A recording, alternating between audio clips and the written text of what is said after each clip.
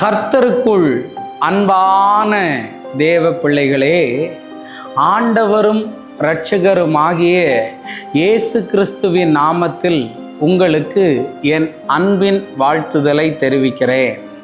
நீங்கள் எல்லாரும் நல்லா இருப்பீங்கன்னு நான் நம்புகிறேன். இந்த நல்ல நாளிலேயும் 1 சாமுவேல் 16வது அதிகாரம் அதனுடைய 22வது வசனத்தை வாசிக்கிறேன். சவுல் ஈசாயினிடத்தில் ஆள் அனுப்பி, தாவீது எனக்கு முன்பாக நிற்கட்டும், என் கண்களில் அவனுக்கு தயவு கிடைத்தது என்று சொல்ல சொன்னான் என்று எழுதியிருக்கிறத பார்க்க முடியும். தாவீது ஆடுகளை தாங்க மேய்த்து கொண்டே இருந்தான். நான் அடிக்கடி தாவீதை பற்றி பேசுகிறதற்கு காரணம் என்னன்னா, அவருடைய வாழ்க்கையை போலவே என் வாழ்க்கையும் நிறைய நேரத்தில் இருந்திருக்கிறது. அதனால தான் அவரை பற்றி நான் நிறைய பேசுகிறேன்.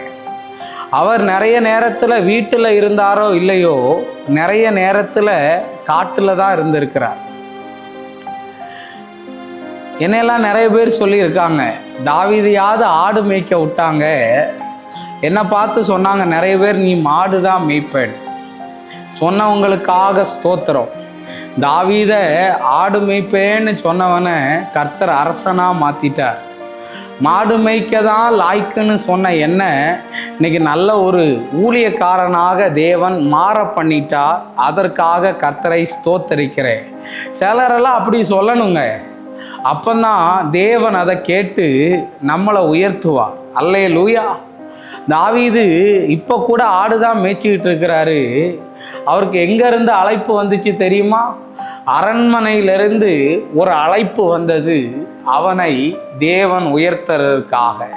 அதனால தான் என் மெசேஜுக்கு ஒரு தலைப்பு கொடுத்தேன், உனக்கு ஒரு அழைப்பு வரும், உன்னை தேடின்னு சொன்னேன். இன்னைக்கு பிரதர், நான் சின்ன ஒரு வேலையை தான் செஞ்சிகிட்டு இருக்கிறேன் பிரதர்.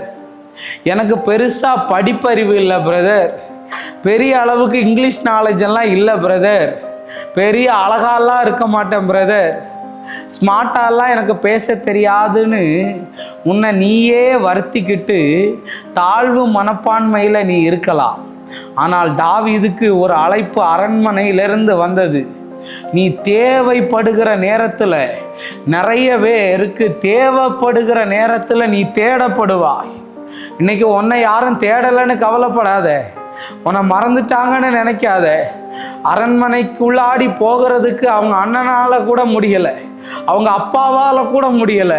ஆனால் ஆடு மேய்ச்சவனை கர்த்தர் ஒரு வாய்ப்பை கொடுத்து அழைச்சார்னா கண்டிப்பாக உனக்கு ஒரு அழைப்பு தேடி வரும். உன் மேலே அபிஷேகம் இருக்கிறது உண்மையாக இருந்தால், நீ ஆண்டவருக்கு பயந்து வாழ்கிறவனாக இருந்தால், ஆண்டவர் எனக்கு அற்புதத்தை செய்வார்னு சொல்லி விசுவாசத்தில் இருந்தனா, உனக்கு ஒரு ஃபோன் காலில் ஒரு அழைப்பு வரும். உனக்கு ஃபாரின்ல இருந்து ஒரு அழைப்பு வரும். உன்னை ரிஜெக்ட் பண்ணின இடத்துல இருந்து ஒரு அழைப்பு வரும். உன்னை வேண்டான்னு சொன்ன இடத்துல இருந்து ஒரு அழைப்பு வரும். உன்னை விரும்பாதவர்களெல்லாம் தேடி வருவார்கள். அப்படிப்பட்ட அழைப்பு தாவீதுக்கு வந்தது போல உனக்கும் அழைப்பு வரும். நீ ரெடியா இரு. அதுக்குன்னு போனையே பார்த்துக்கிட்டு இருக்கிறாரு. நீ செய்ய வேண்டியது ஆடு மேய்க்கிற வேலையா இருந்தா கூட அதை புலம்பிட்டு செய்யாத. வீட்டு வேலையை செஞ்சா கூட புலம்பிட்டு செய்யாத. கம்மியான சேலரியில் வேலைன்னு சொல்லிட்டு கூட நீ புலம்பாத. கடந்த நாளில் நான் எல்லா மாதமும் 2வது ஞாயிற்றுக்கிழமை முடிஞ்சு வர்ற செவ்வாய்க்கிழமை அப்பாயின்மெண்ட் கொடுக்கறது வழக்கம். அவன் 4 டிகிரி படித்த ஒரு பையன் அப்பாயின்மெண்ட் கேட்டு என்கிட்ட வந்தான். நான் ஓஹோன்னு கண்ணீர் விட்டு அழுதான். என்னடா அழுறேன்னு கேட்டேன். ஆனால் நான் 4 டிகிரி முடிச்சிருக்கேன், 10,000 ரூபாய்க்கு வாட்ச்மேன் வேலைக்கு போகிறேன். அவன் சொல்ல சொல்ல என்னுடைய இருதயம் சுக்கு நூறாய் உடைந்து ஆரம்பிச்சது. வேலையே கிடைக்கல. அன்னைக்கு நான் அவனுக்கு ஜோம் பண்ணேன். இப்படிதான் சொல்லி ஜோம் பண்ணேன், உனக்கு ஒரு பெரிய இடத்துல இருந்து ஒரு அழைப்பு வரப்போகுது அப்படின்னு சொல்லி.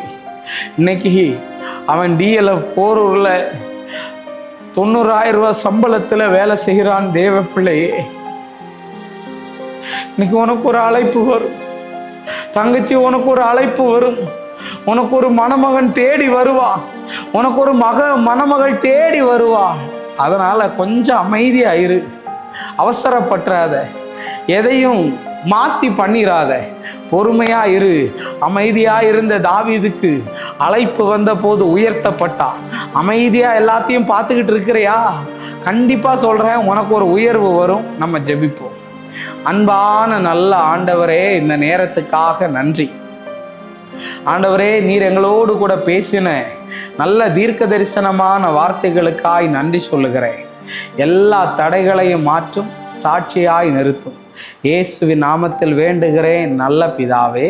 ஆமேன், ஆமேன், ஆமேன். God bless you. கர்த்தர் உங்களை ஆசீர்வதிப்பார்.